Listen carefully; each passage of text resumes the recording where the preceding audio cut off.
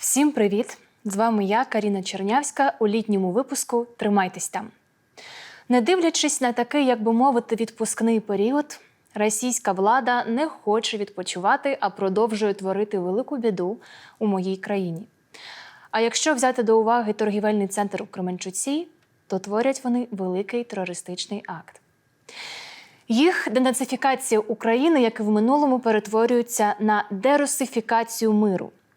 І це рашисти вважають як за чисту перемогу. А Хуйло, всякий раз виправдовуючись, відповідає. Ну просто это вынужденные действия с нашей стороны, неизбежно вынужденные. Вот в чем все дело. Вынужденное нападение на Украину привело к тому, что Россия стала изгоем во всем мире. Европа объединяется, а НАТО расширяется. Потерян золотовалютный резерв. Никто не хочет торговать с Россией, а бизнес уходит из страны, и это, видимо, их победа.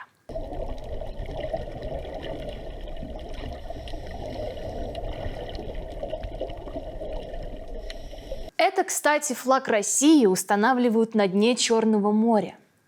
Это ведь крайне символично, ведь все в России сейчас на дне. Политика, жизнь, экономика. И мы тоже добавим пару капель. Давайте дерусифицировать мир дальше. Погнали!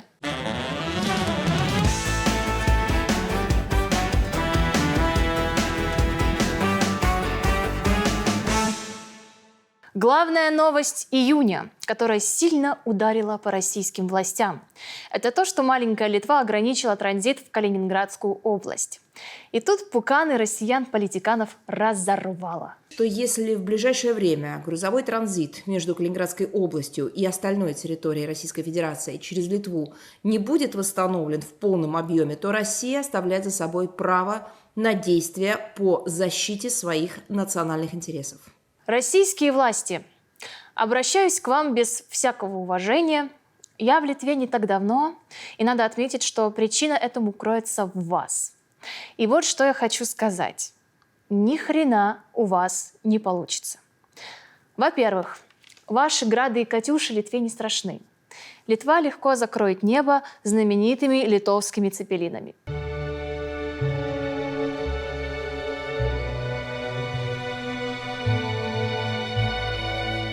Во-вторых, я тут узнала, что литовских партизан, которые сражались против СССР, до середины 60-х по лесам ловили. И это еще не всех поймали. В-третьих, мало кто знает, но литовские баскетболисты могут бросить мяч на расстоянии, превышающее дальность полета российских артиллерийских снарядов. Батальон имени Сабониса прикроет Савалкский коридор без проблем. Sabonis with 2.7 seconds ties the game. You gotta be kidding! Ну, а если серьезно, я тут поинтересовалась и узнала, что Литва не сама придумала транзит прикрыть. Это все последствия санкций. А под санкции попало много товаров, и их перечень еле влез на 66 страниц. Среди товаров технологические установки для снижения природного газа, реактивное топливо, чистопородные лошади, дорогостоящая бытовая техника, икра, алкоголь и многое другое. И ладно, установки для газа, ладно, реактивное топливо, но лошади – это же не роскошь вам какая-нибудь, а средство передвижения, как и алкоголь, который является топливом для кучера. Вот и расстраивается теперь Захарова, ведь в целой области теперь конь не валялся. Ходят и ищут.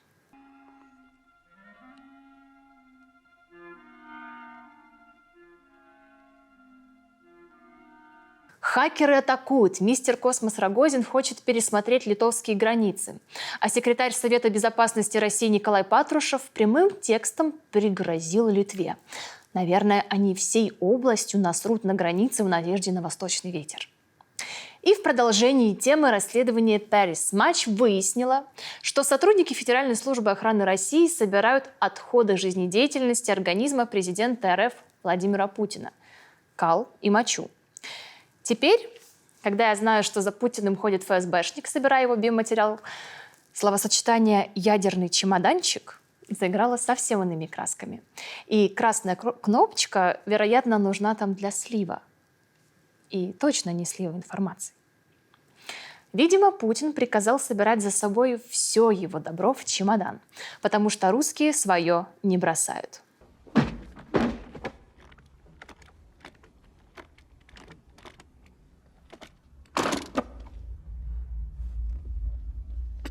Порядок? Винсент. Мы рады? Да, мы рады. И народные избранники России предложили увеличить штрафы за ЛГБТ-пропаганду. Авторы инициативы предложили штрафовать за пропаганду нетрадиционных сексуальных отношений. Всех. И физических лиц, и юридических. А также отдельно подчеркивают, что наказывать будут всех, даже СМИ, книгоиздателей, телевидения и так далее. Извращенная фантазия в озабоченных умах позволит увидеть пропаганду ЛГБТ в чем угодно. Так что в скором времени с книжных полок исчезнут Чук и Гек, Тимур и его команда, а также Урфин Джюс и его деревянные солдаты. И, конечно же, вершина разврата – трое в лодке, не стесняясь собаки. Будут под вопросом показаны на ТВ таких фильмов, как «Служили два товарища», «Невероятные приключения итальянцев в России», ну и «10 негритят». Ну и, в принципе, любого фильма.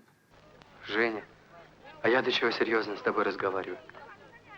Я же открываю тебе самые сокровенные. Я очень люблю. Кого, а? Ну как кого? Тебя, конечно. По новому предписанию Аэрофлот будет вести учет туалетной бумаги на рейсах в Турцию. А сотрудникам запрещено оставлять дополнительные рулоны бумаги в местах, которые доступны пассажирам. Теперь из турецкого All Inclusive, кроме полотенец и тапочек, руссо-туристы обликом Урали будут вывозить и туалетную бумагу. Давайте отметим, что ремонтировать самолеты Россия не может из-за отсутствия запчастей. И каждый полет сопряжен с таким риском, что пассажиры могут не успеть добежать до места использования бумажного продукта. А в целом можно отказаться и от мыла, и от воды. Помыться можно опять-таки в турецком отеле, ну или в море. А еще в срочном порядке нужно запретить сдавать вещи в багаж. Потому что... Русские не сдаются! Пару недель назад в России прошел экономический форум. И все уже обсудили. И то, что казахский президент не признал ЛНР и ДНР, и Дуняшу, и талибов, но упустили, как мне кажется, главное, всю суть этого форума. И мы нашли наглядное видео, которое отражает экономику России, в которой надо поковыряться и разглядеть, чтобы понять, что она из себя представляет. И, в принципе, Путин все это и сделал. Россия, Донбасс, мы Донбасс не бросим, вы сказали. И сейчас много людей, не так много, слава богу, какое-то количество. В будущем Z-патриоты наверняка переложат ковыряние в носу в песни, легенды и басни. Если есть басня «Мартышка и очки», почему не может быть басни «Путин и козявка»? Народ честной, забыв про все, на форум собрался. Сидят, глядят они на все, мозгами шевеля. Тут графики, портфели, даже курс рубля. Но экономика России как козявка у царя. Министр промышленности и торговли Российской Федерации Денис Мантуров прокомментировал уход IKEA из России. На вопрос журналиста, не жалко ли ему, Мантуров ответил. Константин, Икею это жалко в итоге, не жалко? Уходящую, пожалуйста. Жалко пчелки. Учитывая, что министр промышленности в правительственном рое знатный трутень, он наверняка знает, о чем говорит. Вообще-то все министры могли бы брать на вооружение поговорки и пословицы для ответов на какие-то неудобные вопросы. В ответ на отсутствие экспорта нефти и новость, что талибы пообещали купить 5000 тонн, мы отвечаем: мал золотник, да дорог. В ответ на уход Макдональдса говоришь: хорошо быть кошкой, хорошо собакой. Где хочу пописью, где хочу покакаю. Мы скучали не только по Макдональдсу и фастфуду как таковому, но еще и по комфорту, который приносил в нашу жизнь. Ведь Макдональдс — это еще были бесплатные и очень комфортные чистые туалеты, которых не хватает в Москве. Плюс это место, где точно есть бесплатный Wi-Fi. А если спрашивают неудобные вопросы про автопром и машины без АБС, требуешь, чтобы журналист сказал слово «ЗИЛ». И тогда в ответ кричишь: «Что ЗИЛ?» Твой папа попой тормозил. Вот. И по тому же принципу другие универсальные ответы. Спросили про Груз-200? Я дурной, ко мне не лезьте. Почему российская армия потеряла в Украине 300 танков? 300? Отсоси у тракториста. У украинского тракториста. Кстати, забыла. Дерни за палец. А теперь к пикантным новостям. Нежданно-негаданно российская порноактриса Лола Тейлор записала обращение к президенту Украины Владимиру Зеленскому. Мое обращение сейчас к Зеленскому. Зеленский, пожалуйста, брось оружие. Если ты это сделаешь, то я тебе дам. Потому что нет, не нужна эта никому. Просто нужно сдаться, чтобы не страдали, так сказать, бедненькие, и все. И получишься со мной. Ответ от украинской индустрии не заставил себя долго ждать. С ответом выступила Адель Асанти. Не можу пройти мимо цього відео і хочу відповісти Лолі Тейлор, що краще б вона сіла своєю піхвою Путину на обличчя. Тоді б війна би і закінчилась. Помимо несовместимых политических идеологий, тут поднимается более глубинная проблема.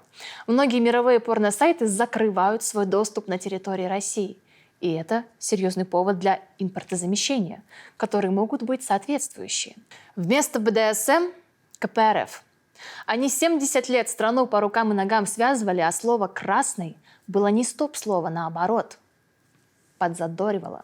В категорию КПРФ можно включить и возрастное порно. Им всем там за 300. Вместо категории «униженные и подчиненные» показываем заседание Госдумы. Вместо хентая показываем то, что Токаев сделал с Путиным на форуме. Да и в целом хентай – это позиция Китая. Категория «любительская». Это все про отношения России и Беларуси. Там простейшие сюжеты без прелюдий. И нелепый монтаж в стиле Ника и Майка. Вебкам. Тут все просто. Любой выпуск Соловьева лайв. Человек вытворяет любую дичь перед камерой за донаты со стороны государства. Давай с тобой вдвоем снимем домашнее видео, чтобы камера видела. Кино не для всех, не для проката, нет, не для широкого зрителя. Мы простые любители. Президент Беларуси Александр Лукашенко обратился к выпускникам школ. Дорогие ребята, закончился второй, очень тяжелый, я думаю, самый тяжелый этап вашей жизни. Мы упустим, что свой обычный костюм он сменил на что-то, в его понимании, молодежное с мотоциклом. Такие мотоциклы обычно приобретают мужчины, переживающие кризис среднего возраста. У диктатора, видимо, тоже есть такой кризис, только он политический и наступает после 20 лет у власти. Симптомы похожи. Хочется мотоцикл, служба протокола пополняется молодыми девочками, а что-то мужицкое внутри заставляет бряцать оружием, потому что остальное уже не бряцает. Но на этом видео мы обратили внимание на принт на майке, точнее на часть «Сык» или «Сын». Уважаемые знатоки, вопрос. Задает Карина из Вильнюса. Что написано на майке? Варианты. Пасынок, насыпь, может там написано «сыкло», может быть это ответ молодежи, которая за батьку, и там написано «за сына». Хотя я думаю, что там написано «вжик». Да, точно, «вжик» у старого усатого Рокфора на груди. Раз с Путиным ты вжик, то больше ты не мужик. Что происходит?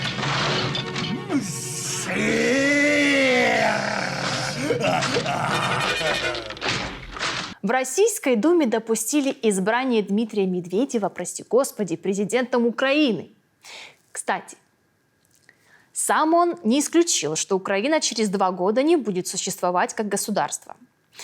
И для Медведева тут все складывается логично. Несуществующий президент несуществующей страны. И тут Украина не вариант. Но Медведев не расстраивается, потому что всегда есть другие несуществующие страны. Например, он мог бы заменить Айболита и возглавить Лимпопо, где бегемотики схватились за животики и страусята бежат как поросята.